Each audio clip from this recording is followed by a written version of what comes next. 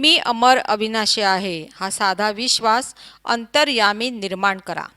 व्यवहारात जे जे होते ते क्षमा करणे हे शमन, पण ते गुरुभक्तीविणे शक्य नाही। तुम्ही आहात असे जे तुमच्याजवळ ज्ञान आहे, प्रेम आहे, जाणीव आहे, तेच प्रेम म्हणजे प्रणय आहे। आणि तो प्रणय अष्टोप्रहर अक्षर रूपाने व्यवहारतो आहे। आपण असल्याच्या ज्ञानाचा अनुभव म्हणून आपण असल्याचे प्रेम आहे। हे दोन्ही वेगळे नाहीत।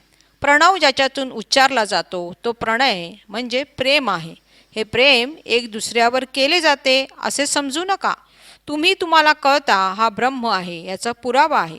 जसे नावाची पाटी हा तो माणूस त्या घरी राहतो याचा पुरावा असतो, तुम्ही असल्याच्या ज्ञानाच्या मुळाशी परमात्मा आहे हे आमरण लक्षात ठेवा।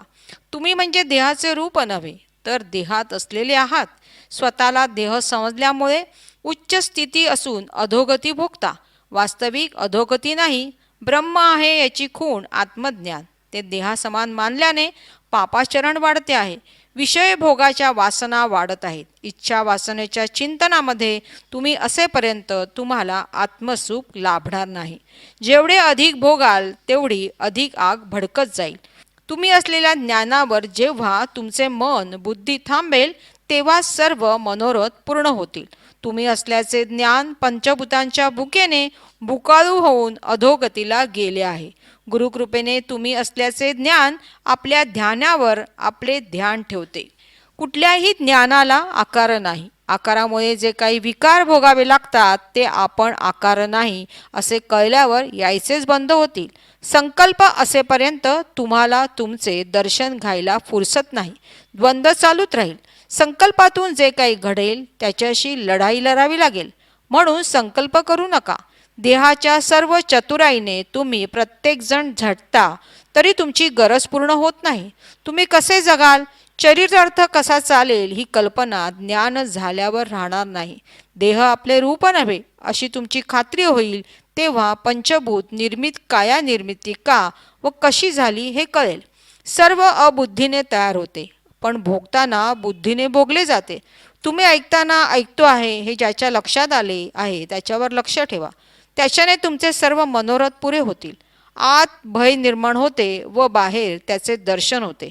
परमात्मा विश्वासाने क्वचित कोणीतरी असेल, देह विश्वासाने सगळेच प्राणी जगतात। कोणतीही गोष्ट दृश्याची अदृश्य होते म्हणजे मरत नाही। हे अदृश्य होऊन पुन्हा दृश्य होते म्हणून पुनर्जन्म म्हणतात। हा चैतन्याचा स्वभाव आहे। पुनर्जन्म हे कोणा व्यक्तीचे करणे नव्हे, चैतन्याला होण्या जाण्याचा त्रास नाही। मी अमर अविनाशी आहे हा साधा विश्वास अंतर्यामी निर्माण करा।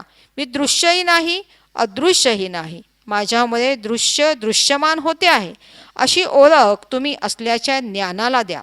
जाणीवेने जाणीवेला जाणीव देणे, कर्माचरणाने प्रयत्न करू नका। संकल्पाने सुखासाठी आपण काहीतरी करतो ते त्यावेळी फारच चांगले वाटते, पण कालांतराने त्याच्यातून असे काही निर्माण होते की आपणाला वाटते हाच तो आपल्या समोरचा अडथळा।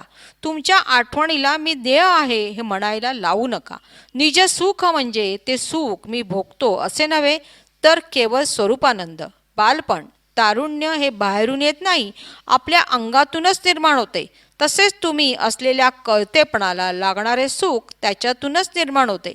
आपण असल्याचे ज्ञान स्वतःचा सुख संतोष आहे। सुख संतोष बाहेरून मिळतो असे नाही। उदासीन म्हणजे कशाशी आशा आठवत नाही, नुसते तोंड उतरून बसतो तो उदास आहे।